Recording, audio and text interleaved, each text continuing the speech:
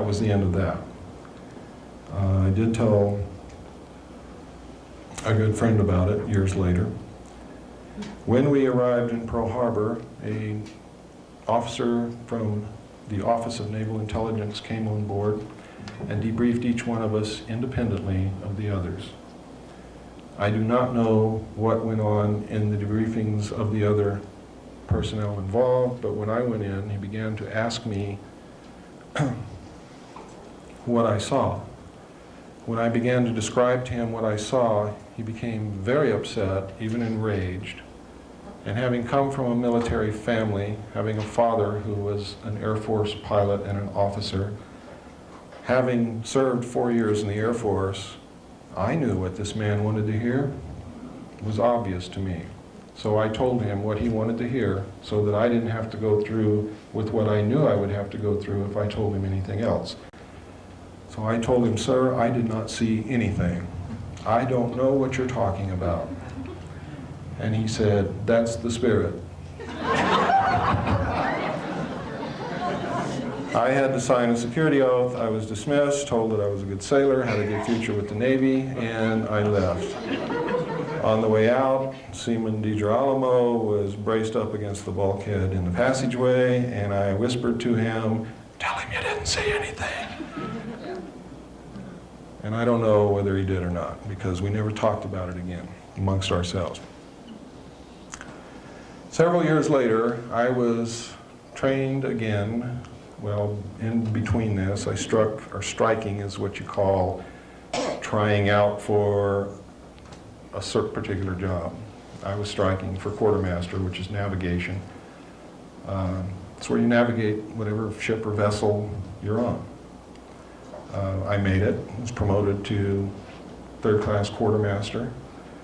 Eventually was promoted to second-class quartermaster.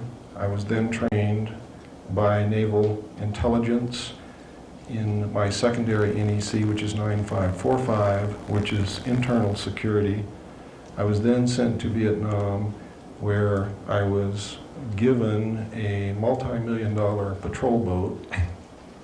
I was given 5 other lives to take care of and mother and be a friend to and be a daddy to and everything else, and was given a river and everybody that lived on both sides of that river and said, "Bill, go out and kick their butts." And while you're out there, try to collect as much intelligence as you can, try to learn as much as you can from the local people, try to make friends with them, keep the river safe and secure, etc., etc., etc. While I was there, I learned that there was much UFO activity in Vietnam, an awful lot of UFO activity. They were called in official reports helicopters, enemy helicopters. Well, anyone who knows anything about Vietnam, if you look in documents released about Vietnam under the Freedom of Information Act, you will find many reports of any enemy helicopters attacking our troops, attacking the enemy's troops, taking villagers away from their villages. The truth is, ladies and gentlemen, North Vietnam had no helicopters, period. It was really UFO activity. When I came back to the United States, I was assigned to the Commander-in-Chief of the United States Pacific Fleet and was specifically assigned to the intelligence briefing team for Admiral Bernard Clary, who at that time was the Commander-in-Chief of the United States Pacific Fleet. While serving in this official capacity, I had occasion to prepare briefings on flaps. You know what a flap is? I mean, something's happening right now, and it's very important, and everybody's concerned about it, and all the admirals are in the command center, and they want to know what the hell is going on, and they want up-to-date information, and they want the plots correct, and they want to know who's over here, and what's the closest ship, and how fast can we get a United States Marine unit there. That's what you call a flap. In other words, everybody's throwing it all in the fan, and it's all coming out on me and the other people who were with me. It was our job to provide this information on a 24-hour basis. And specifically every day, we would come in very early in the morning, about 4 a.m., and we would prepare a briefing which took place at between 8 and 9 o'clock, whenever the Admiral was ready, because we didn't tell him when to be there. He told us when he was there, and when he was there, we had to be ready. Between 8 and 9 o'clock, usually, we would present a briefing to the Admiral and his chiefs of staff. Now, you have to remember that this man had reason to know what was going on in half of the world, because he's literally responsible for the Pacific Ocean and the Indian Ocean and everything in between, including the land masses. In case of a nuclear attack or nuclear war or any kind of a war, it is the United States Navy that will deal the primary blow to the enemy, will deliver the war to the enemy first, and will usually carry it through to the end. And that is the truth. So he had the need to know everything that happened in that part of the world.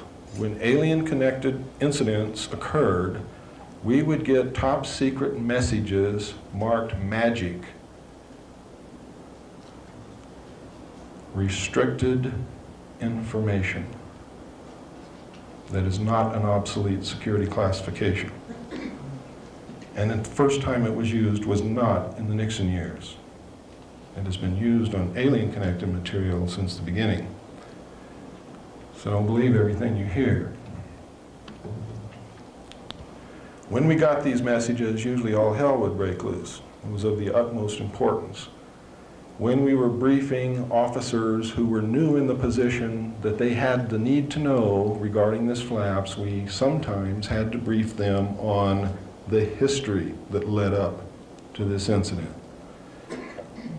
So then I had access to documents containing the history.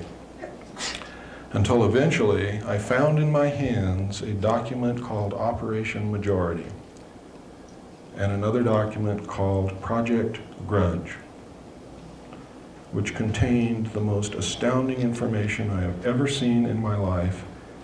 And from that day forward, my life has never been the same. It has not been normal in any way, and I wish that it had been somebody else who had seen the information. But because no one else has had the guts to stand up and talk about what they've seen, I'm kind of glad that it was me, because I do have, and I will continue. Because you need to know what was in those documents and what's happening. Now, if I had not seen the UFO with my own eyes first, I would have thought that this whole scenario that I saw in these documents was a hoax. Not perpetrated by the Navy or the Office of Naval Intelligence or the United States government to fool me or to fool anybody else in the Navy. I would have thought it was a hoax after I had read Operation Majority that outlined the plans for the secret government, the secret world government, to come into power.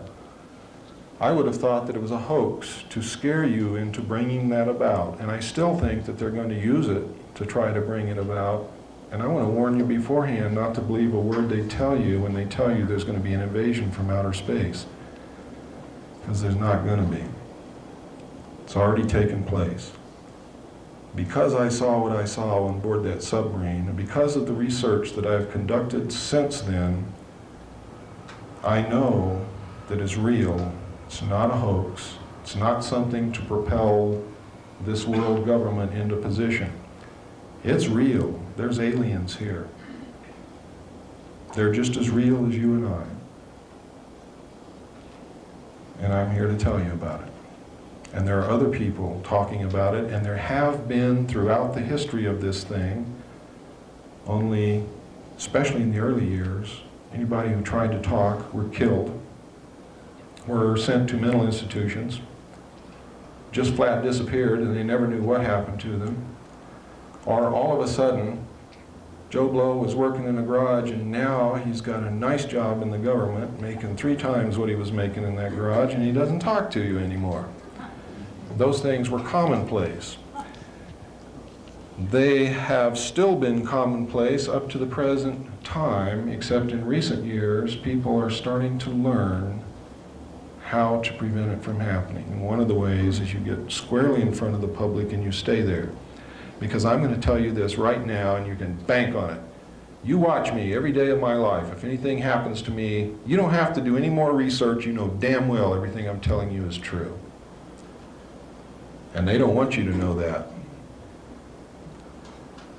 So they're not going to touch me unless they can make it look like an accident where you will believe that it's an accident. And I'm telling you right now, they know how to make people die of heart attacks, strokes, brain hemorrhages. They know how to make people fall down the stairs. They know how to make people commit suicide, or at least look like they committed suicide. And if you don't believe that, look at what happened to the 20 material witnesses who were close enough to the car to see William Greer shoot President Kennedy within 2 years of the time it happened.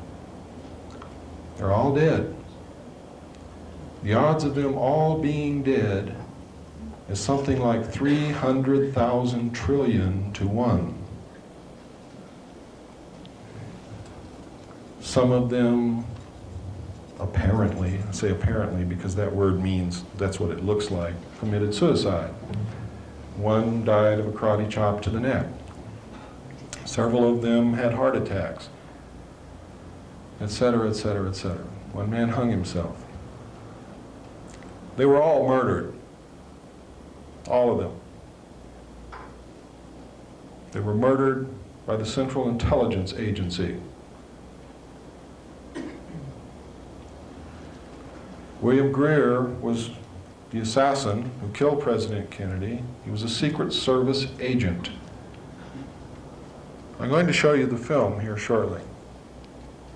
Many of you wonder, well, if that's really true, how come Jackie Kennedy never said anything? If the Secret Service, the highest protective body in the United States assigned to protect the President of the United States, just shot President Kennedy, who in the hell is she going to tell? Me? I can't do anything except tell you. The FBI? J. Edgar Hoover is one of the men who ordered his assassination. He was a member of MJ-12.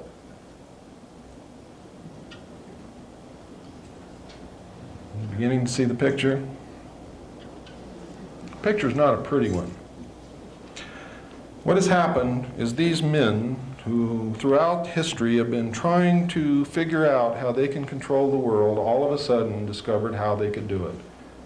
In 1952, President Truman, together with the heads of state of the European nations and the Soviet Union, formed what is known as the Bilderbergers, to coordinate the international efforts to protect the world from an invasion from outer space, should these aliens turn out to have that as their ultimate goal. The Bilderbergers, as MJ-12 did, soon learned how to wrest power behind the scenes and use the world banking families to manipulate and leverage these nations so that they are really in control of the world, and they are headed by the 9 heads of the families that own most of the wealth of the world, known as the Round Table of 9. Under them, each nation has a group of men secretly controlling that nation. And I don't mean every nation in the world, I mean the nations that count, the hard currency nations, have an organization which is a sister organization to MJ-12 within that country's respective government. How does this work, you say? How can a secret organization such as MJ-12 control the government? It's very simple, ladies and gentlemen. If you will remember that President Eisenhower formed this secret group in 1954. He was the last president who knew everything. They began in 1954 to issue secret executive orders in the form of NSC memos to wrest power away from the president and effectively isolate the president. They took the power to appoint appointees in the government away from the president. And if the president wants to appoint someone whom they don't want him to appoint, they have a way of embarrassing the president to get him back into line, or getting rid of him altogether, or making sure that he doesn't get elected if he's not willing to play the game.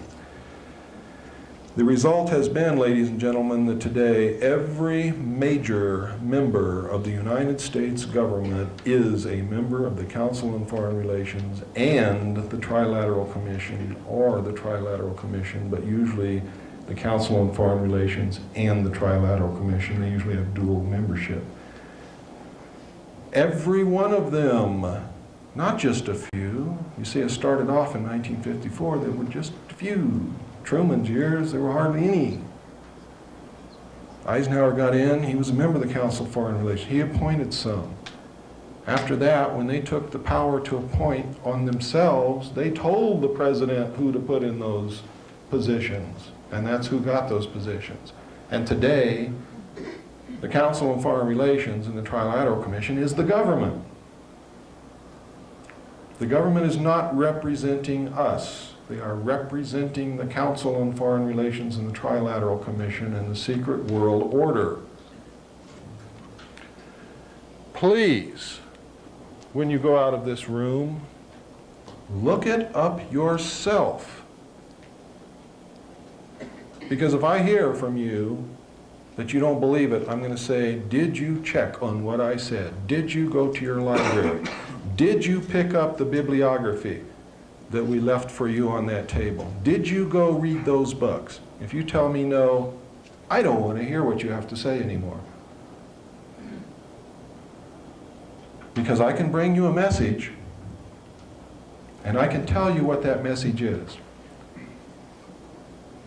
I cannot march into battle by myself. I will be literally creamed. You must be beside me as I march, as Colonel Bo Greitz marches, as John Lear marches, as Bill English marches, as any of the other true patriots in this country are marching to try to clean up our government. Because we can't even begin to deal with an alien force because we don't have the power to make treaties. We don't have the power to make agreements. We don't even have the power to sit down and hold a discussion. We do have the power to get rid of the ones who are not representing us and put people in who are representing us and demand that the crooks be prosecuted and get thrown in jail. We have the power to clean up our government so then our government can represent us and then we can deal with an alien question. So what I'm telling you tonight is forget about the aliens because you cannot hope to deal with them until we clean up our government. Once we clean up our government, then we can deal with the other problems. Until then, we cannot. Because you can't make a treaty for me. And you can't make a treaty for her. And I can't make a treaty for any of you. It takes our government to do that. Now, I want you to understand, I do not and never have advocated the overthrow of the United States government. I advocate the restoration of the United States government to its legal and proper place as our founding fathers laid out for us to follow. I advocate and will march and defend to the death the restoration of the Constitution of the United States of America. Because the Constitution of the United States of America, ladies and gentlemen, is the United States of America. We are not the United States of America. The state of Arizona and the state of Mexico, or New Mexico, is not the United States of America. All of the states and all the people together are not the United States of America. The United States of America is and only is the Constitution of the United States of America. That document is the only thing that keeps you free. That document is the only thing that gives you freedoms and guarantees them. That document is the only thing that keeps people from taking your freedom away from you, along with one of the clauses that they gave us in that document, which was the right to keep and bear arms. And I know that that issue is controversial, but let me explain to you why it is in the Constitution. In history, all throughout history, when a despot or a conqueror or a wicked person wanted to subjugate the people, If the people were unarmed, it was easy for them to do that. In fact, it was a foregone conclusion. The only thing that has prevented that from happening in the United States is the fact that most Americans throughout our history up until recently have always had at least a .22 rifle in the closet. And no one could ever successfully march against an armed population which believed in themselves. We've lost a belief in ourselves. We've lost an understanding of the Constitution. We've lost the meaning behind it. We don't understand what our country is. We don't understand what keeps us free. And the secret government is manipulating you daily into begging them to take away your freedoms. And some of you here in this room have been begging them to take away your freedoms. You've been asking them to take away your right to keep and bear arms, which is the only thing that keeps them from destroying the Constitution, declaring martial law, and forming this world order right now. The only thing preventing that is the guns in our closets. That's all, because they would have done it years ago if it had not been for that. Many of you right now in this room have been screaming for the government to take away some of our freedoms in order to get the drugs off the streets. You've been saying, I'm willing to give up some of my freedom to get rid of this terrible plague. Let me tell you, ladies and gentlemen, it is your government who imports those drugs and who is selling those drugs to your children, and has been from the very beginning. And the only ones that they ever catch or allow to be caught are those who are in competition with them.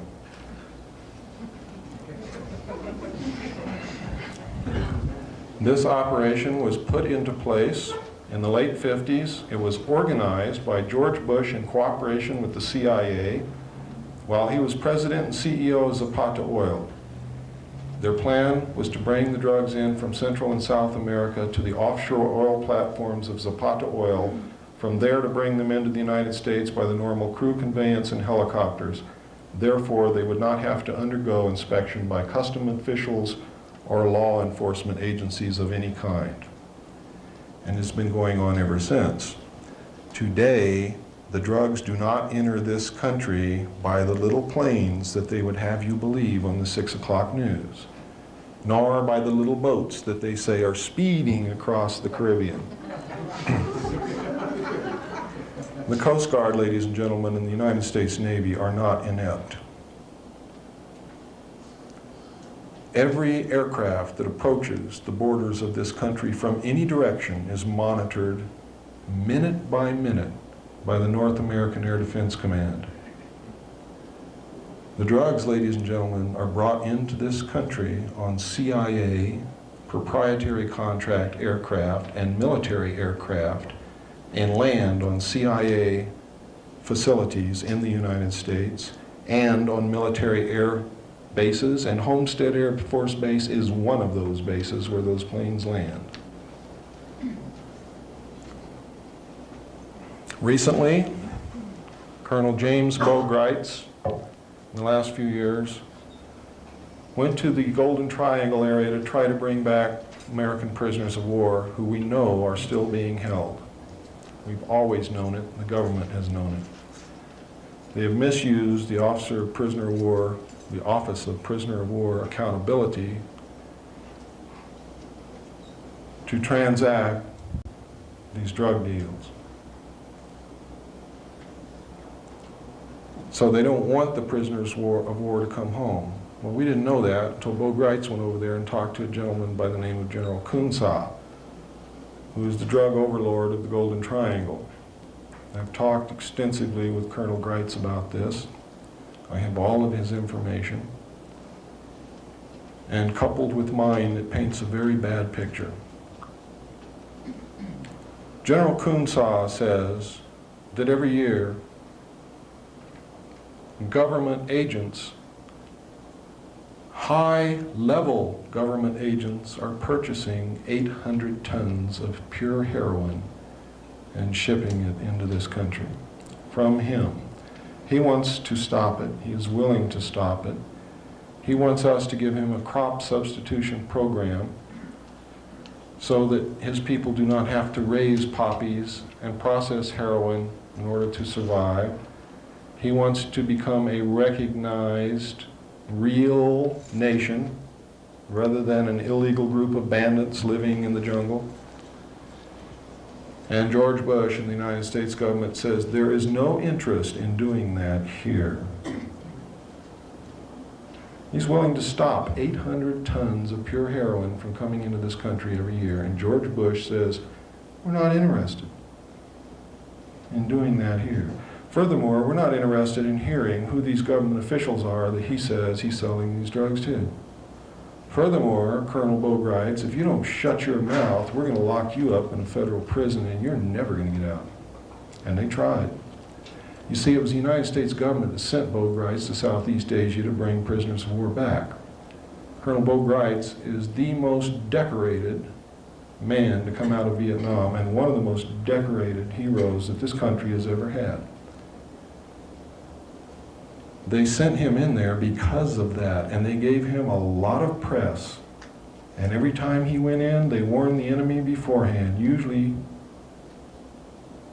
by Radio Free America, in their own language, warned them by name who was coming, how they were coming, what route they were going to take, so that they would not be successful. But it made the administration look good because they were sending somebody over there to do it.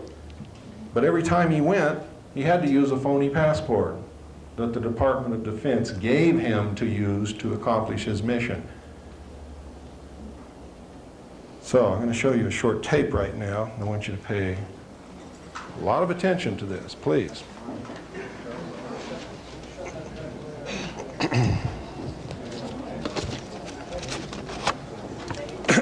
We have the lights dim. Yeah, it reflects right in the center. That one back there.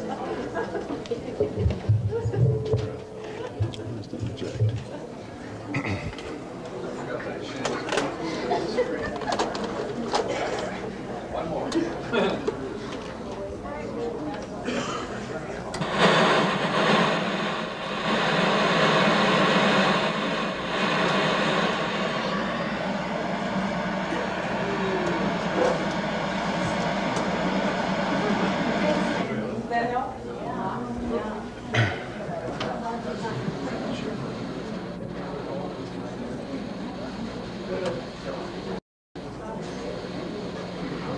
On April 18, 1989, what many Americans regard as the most important trial in the United States began with little fanfare in Las Vegas, Nevada federal court.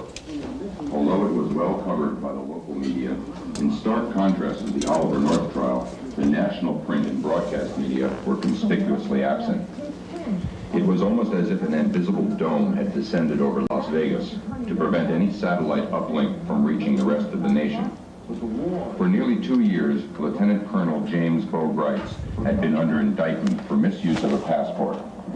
The charge had been leveled at Wrights as a result of a trip he made to Burma in 1986. U.S. government prosecutors have contended that Wrights lacked official sanction for his activities in Southeast Asia in pursuit of American POWs and missing in action. Wrights, one of the most highly decorated Green Beret commanders of the Vietnam era, has countered that he has been so charged in order to shut him up about his discovery in the Golden Triangle headquarters of General Kun Sa that high-level U.S. officials and intelligence operatives have been actively involved in massive drug smuggling for over 20 years. The finance support was controlled given by Richard Armitage, two federal who stayed in Vietnam at the time. And after the Vietnam War, Richard Armitage was a prominent narcotic personnel, prominent trafficker in Bangkok. Yeah, after the Vietnam War. Countless attempts to place this evidence before Congress and the national media have been met with responses ranging from polite rebuffs to outright refusal. Repeatedly during the course of preparation for the trial, the 3 successive U.S. attorneys prosecuting the case stated that they would drop the charge if any evidence of official sanction for his travel had been presented. Although Greitz had offered testimony from several witnesses, including U.S. officials, verifying this, the judge attempted to exclude such testimony in preliminary hearings, even to the extent of issuing a gag order. To most knowledgeable observers of the case, it had become very clear by the start of the trial that this was indeed an official effort directed at the highest levels of the U.S. government to railroad Greitz. We think that Bill Greitz is right, and that these charges against him are unjust. He's a great American hero. The government says this case isn't about politics or foreign policy, but Greitz and his attorneys are trying to prove otherwise. I'm glad that it's the facts before the public. It's not be on trial here. It's the government and their drug smuggling, and it's the prisoner of war issue. And it's been wanting to get this thing over with. During opening arguments, Greitz's attorney, Lamont Mills, told the jury he won't dispute the government's charges. Mills admits Greitz did use a false passport when he returned to the country in late 1986, but he says the real story is why he did it. Greitz maintains the government sent him to Southeast Asia on a mission to find POWs, but the White House and the Pentagon denied any involvement. I wanted to go to trial because this story needs to be told. I felt through a jury trial, a public trial, that the plight of the prisoners of war might be focused upon, and government involvement in drug smuggling to promote covert operations that Congress will not approve of should be focused upon. The U.S. attorney says the case is not about politics, but about the simple misuse of a passport. Hey, look, I got better things to do than prosecute deer can commandos, I can promise you that. What's your reaction to the government calling you a deer can commando? And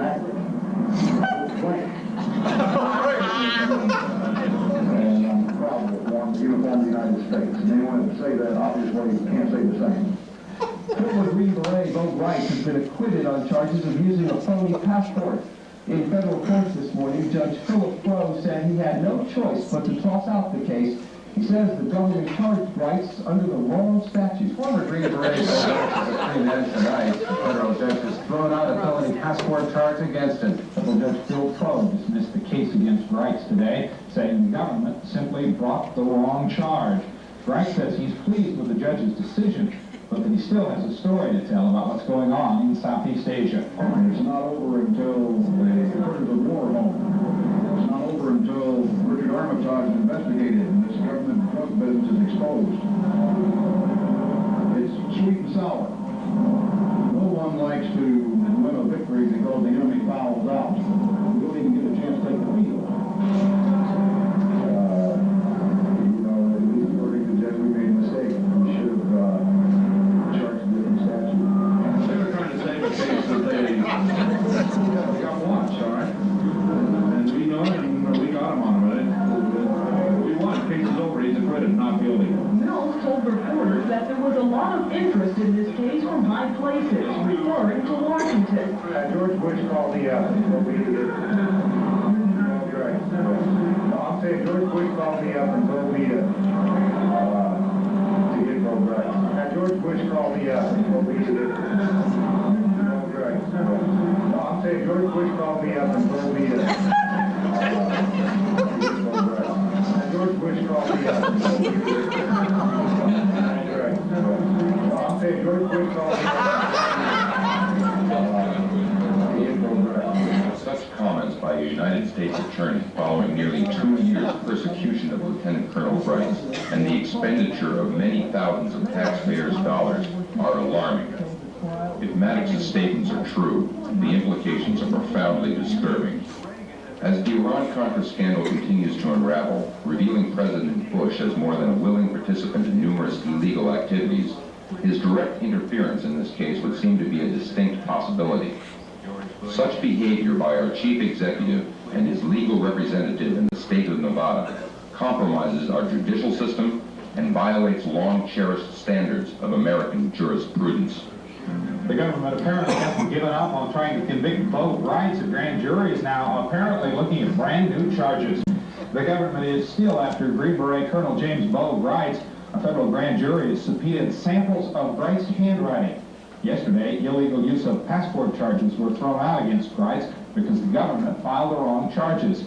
Today, word leaked out that the grand jury had taken up the Wright case again, and that the Wright's attorney, Lamont Mills, was hopping mad. It is unethical, it is childish. If that's true, that breaches everything I know about the grand jury process. It shows someone who's embarrassed and humiliated because they did it wrong and their case was thrown out of court. If the man is guilty, let him come in with an indictment and let us go to trial and establish our case.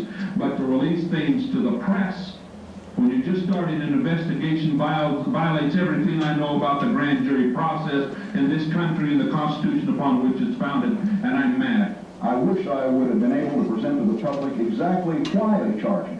I was told that I would serve 15 years as a felon. I was promised aggravated charges and hostile witnesses if I did not agree to cover up what I found in Burma in 1986 and 1987. I'm going to be about finding prisoners of war. If they want to prosecute me for that, they're certainly going to have the chance. Can we have the lights, please?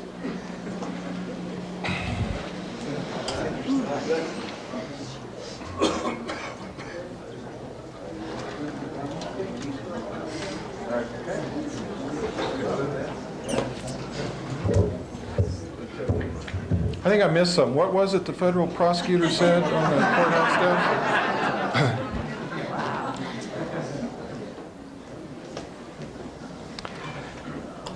It's important that we covered that segment of this talk because it leads directly into something that I'm going to cover next.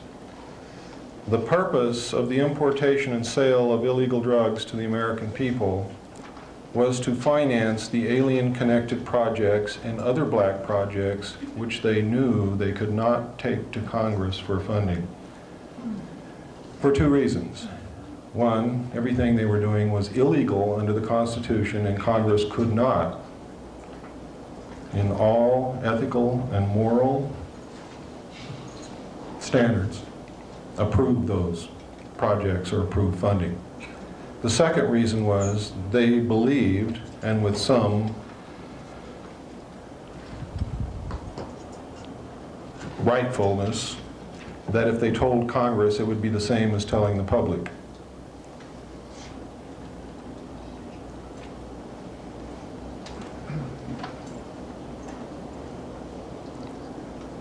What happened next, a few years later, is of profound significance. It is one of the most heinous crimes that this secret government has ever committed, and ranks, in my estimation, right alongside the sale of drugs to our children. And that is the assassination of the President of the United States. There have been 3 presidents who have left office directly because of action of MJ-12, one of them by murder, assassination, however you want to dub it, it's all the same thing. President John F. Kennedy found out somehow that the CIA was behind the drug smuggling and the sale of drugs to the American people, and if you'll remember correctly, that was the years that the hippie movement began and the flower children began to come out. And they were looking for answers because they were disillusioned. And one of the answers where they found solace was drugs. And President Kennedy was a very idealistic man. I think when he took the presidency, he fully intended to play the game until he discovered the weight of the position and the importance of the position and the trust that the American people placed in the president. And I sincerely believe that he and his brother sat down and decided that that was going to be the first honest presidency. They attempted to get rid of corporate crime, organized crime. He attempted to do things right. He was idealistic. He was charismatic. The people followed him. They loved him. We still love him. What happened to him was a terrible blow. I was sitting in a barracks. I had the, what you call the watch. And part of the watch was so boring that I was actually watching television. And what I was watching was the Kennedy motorcade in Dallas, and I was on an Air Force base called Shepherd Air Force Base in Wichita Falls, Texas. And what I saw was a man whom I believed in with all my heart, struck down in the street by a hail of bullets in a most undignified manner. And I cried, and I'm not ashamed to admit it. The tears came out of my eyes and I couldn't stop them, and I felt a great emptiness in my chest, and I knew at that moment that the world had changed and would never again be the same for me. And it never has. But I didn't know then what I was to learn later. What I was to learn later is I read in documents prepared by the Office of Naval Intelligence, and how did they know? Because they had a part in it. President Kennedy was ordered to be assassinated by MJ-12 because he had discovered that the CIA was importing and selling drugs to our children, and he ordered them to stop it. And he told them, if you don't stop it, you're going to be sorry, because I'll stop it and you'll all pay the price. Well, they didn't like that, and they knew they would lose a lot of money. They knew they would not be able to accomplish their objectives. The second thing he told them is, I want you to implement a plan to reveal the presence of aliens on this earth to the American people within the following year. They didn't like that either, and they thought it was premature. They had already done a study which indicated that the American people would panic, that the panic would lead into anarchy, which would cause the collapse of the government, that our religious structure would collapse, that a large segment of the people would begin worshiping the aliens, that our economy would collapse, the stock market would collapse. They had doom and gloom and dark clouds for everything. I don't believe that will happen. And it certainly, in my estimation, did not justify the murder of the President of the United States. The murder was carried out in Dallas by teams which consisted of the United States Navy, which was to take care of the body, make sure that the autopsy was done in a manner that would not disclose the true facts. The body was kept under surveillance and custody of the United States Navy the whole time, was taken to a naval hospital. Most of these people involved were attached to naval intelligence. It involved Division 5 of the FBI, who was training people, assassination teams, to go into Cuba and assassinate Fidel Castro. It involved the Secret Service and the CIA.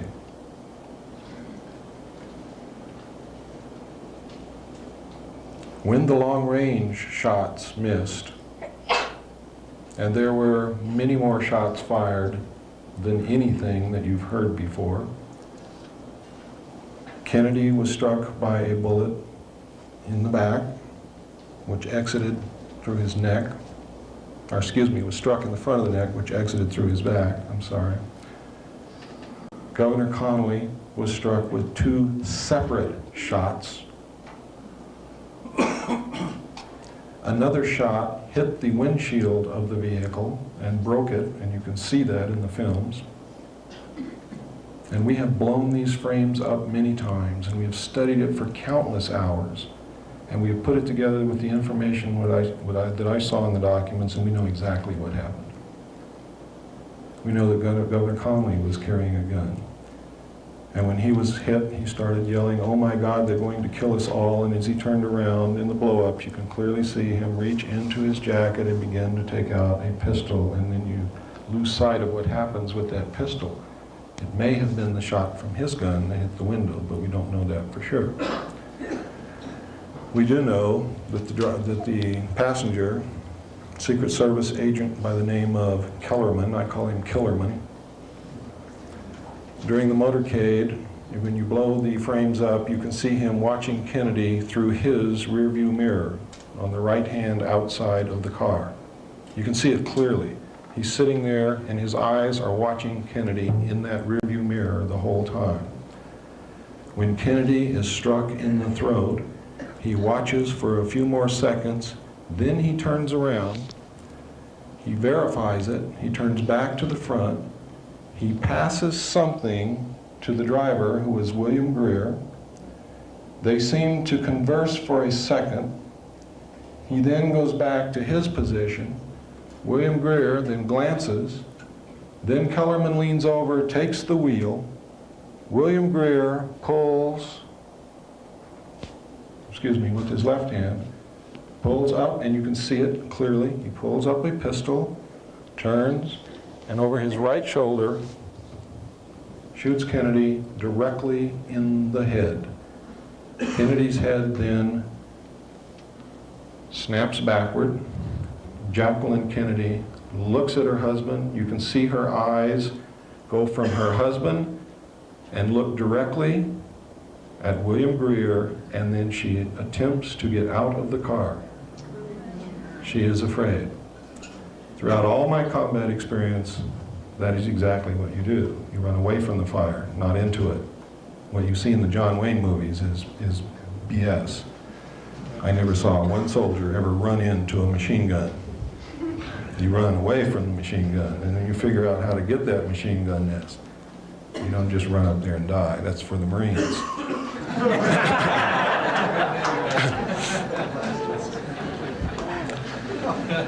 If there are any ex-Marines in the crowd, I certainly do not intend to slight you. The Marines are probably one of the bravest group of men that we have in this country. However, how they ever get the courage to get out of a small boat and run up on a beach and die so that someone else can run up behind them and lay down and use that body for cover, I will never, never know.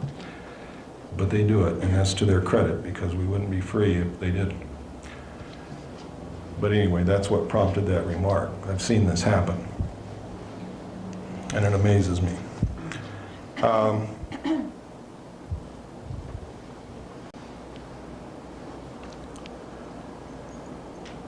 What happened next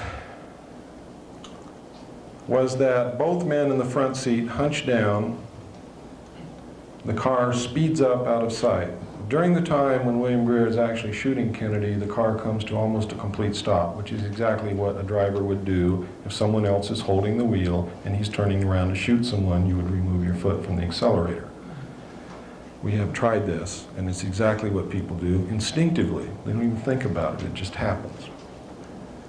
The film that you normally view when they show it to you on television is speeded up many times so that everything happens real fast. You're always looking at Kennedy. You don't even detect that the car slows down, and you never look at the driver, so you wouldn't see it anyway.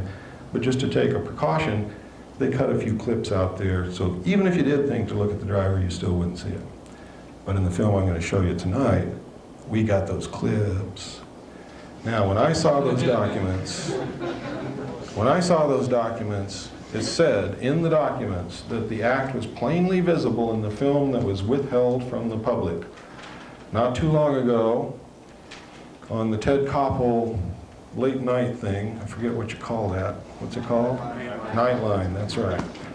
Ted Koppel, in answer to all the controversy, the new controversy about Kennedy's death, assassination, said, oh, but there was only one film taken in Dallas. He lied because he knew that there were three. Everyone knows that there is three.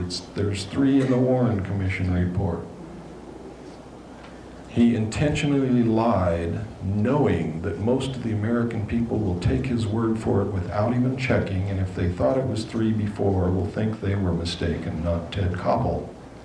Ted Koppel is a member of the Council on Foreign Relations. Stop listening to the nightly news. They're lying to you. The best thing that you can ever do is turn your television off or burn it or give it to little Johnny, who has a screwdriver and needs something to play with.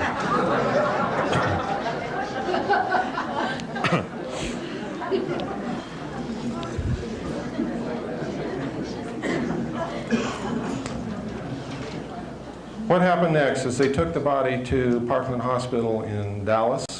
It was illegal to remove the body. No autopsy was taken there. The doctors were ordered by the FBI and were actually interfered with.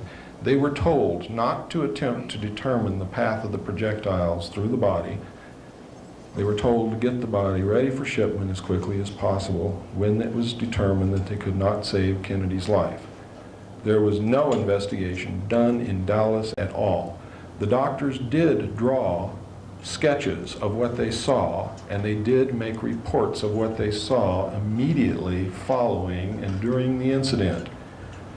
Now, if you understand the human mind and you understand the way the legal process works, those reports are legal documents and should stand up in any court of law or any investigation because they were done at the scene by professionals who were qualified to make those determinations. Photographs were even taken, but the photographs taken at Parkland Hospital disappeared, so that there was only the doctor's reports and the drawings left. The body left Parkland Hospital in an ornate bronze casket, was taken to Washington, D.C. Somehow the body got out of that casket on the aircraft, and we know exactly how it was done. When Jacqueline Kennedy was taken forward to participate in the swearing-in ceremony of Lyndon Baines Johnson, the naval intelligence officers removed Kennedy's body from the bronze casket, passed it down into the baggage compartment, where it stayed like a sack of potatoes until they landed in Washington, D.C. When they landed in Washington, D.C., we have tracked down someone who was on the other side of the plane who also took a film of a military helicopter, a naval helicopter to be exact, or I should say a Marine helicopter, but that's part of the Navy, landed on that side of the plane near the galley door, and something was taken out of the plane and put in that helicopter, which we now know was Kennedy's body. It was flown to Bethesda Naval Hospital, and it arrived there a full 30 minutes before the casket which left Parkland Hospital arrived there. President Kennedy's brain was removed, and another brain that was undamaged was substituted in its place. Why? Because if they had performed an autopsy on the brain that was really actually President Kennedy's brain, they would have found that he was hit from the front, that it was an exploding pellet and not a bullet, and they would have found fragments of that pellet, and they would have found large amounts of toxic shellfish poison in the brain, which was exploded into the brain when this pellet did its thing. And it would have said, CIA, CIA, CIA, CIA, because the CIA had that type of weapon at that time, and it was well known.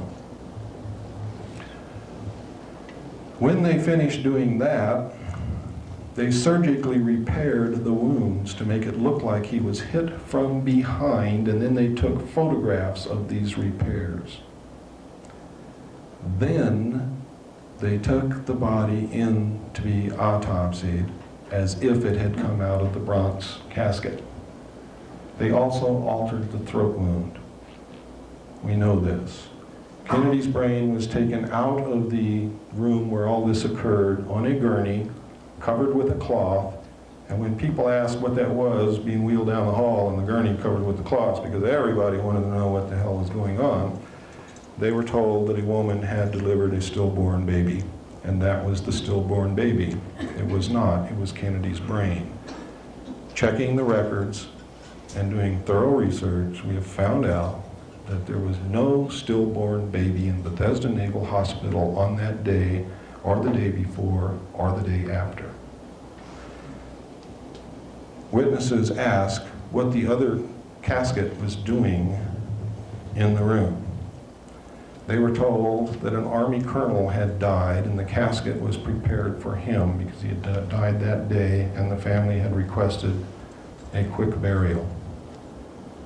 Checking the records, an Army colonel had not died in that hospital. In fact, no one had died in that hospital that day, and an Army colonel had not died in that hospital for some time.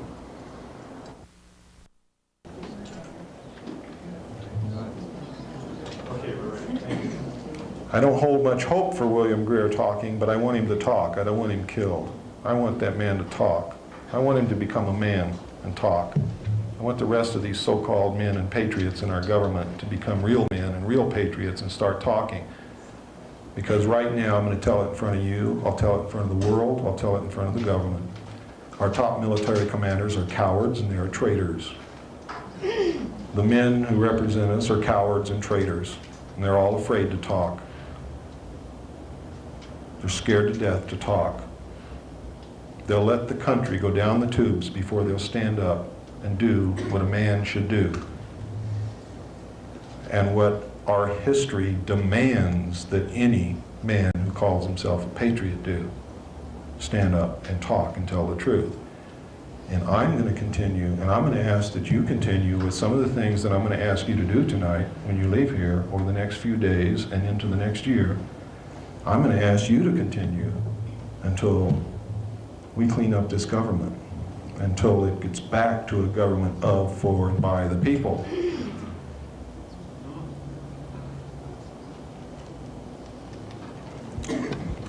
Now I'm going to show you the Kennedy assassination tape, and I want you to watch it very closely. And if you can't see it, we'll run it again.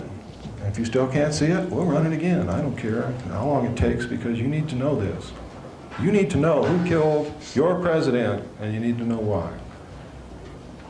And you need to be incensed, you need to be outraged, you need to know that you have the power to do something about it, and then you've got to do it. You have to do it. And I'm going to give you this challenge. If you can't do it, you ought to go live in another country.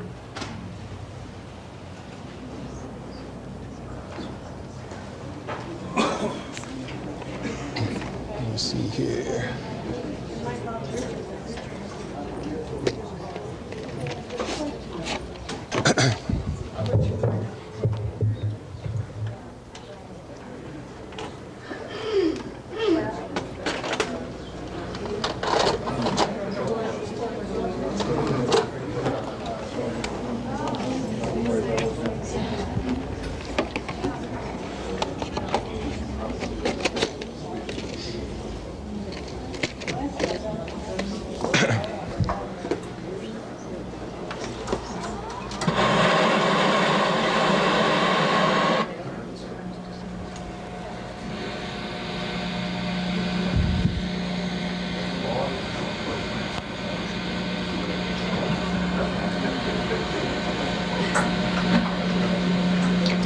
Nearly 25 years ago, the people of the United States and the world were shattered by the impact of an assassin's bullet upon the helpless, unsuspecting young President of the United States, John Fitzgerald Kennedy. Watch the driver, not Kennedy! Bullets has penetrated deeply into the body and soul of America, destroying the very lives of thousands and the heart and trust and political will of literally millions.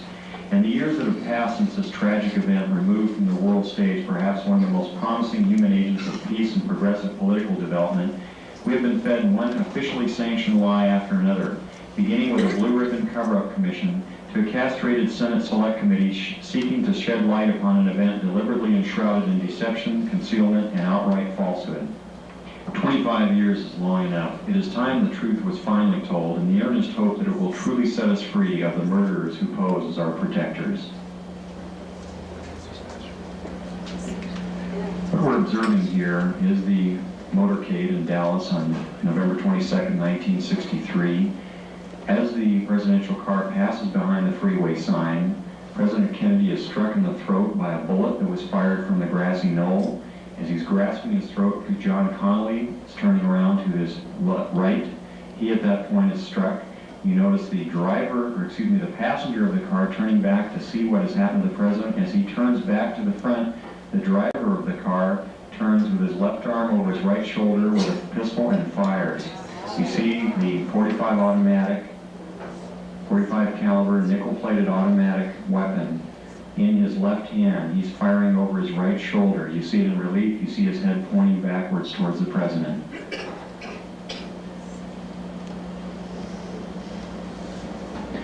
In this enhanced close-up, Watch her eyes. She you looks see the right at impact Greer. of the bullet upon the president. The force of the shot drives him violently backward against the back of the seat. You see Miss Kennedy react in horror. The ugly gaping wound, which is evident here, according to many observers at the scene, was actually created on the print. This was not the actual nature of the wound. But you notice that Mrs. Kennedy wasted no time in trying to exit the vehicle because she clearly was able to determine exactly where that shot had originated, and it was her personal bodyguard, Clint Hill, another Secret Service agent, who attempted to keep her in. What the arrow is indicating here is what appears to be the outline of a man, a hat, and his rifle. The arrow is pointing to the rifle barrel of the man in the bushes who possibly was the rifleman on the grassy knoll who fired that shot. Another view taken by another photographer. Again, you see Mrs. Kennedy trying to exit the vehicle from behind, being pushed back in by her bodyguard. A number of witnesses on the scene rushing towards the vehicle.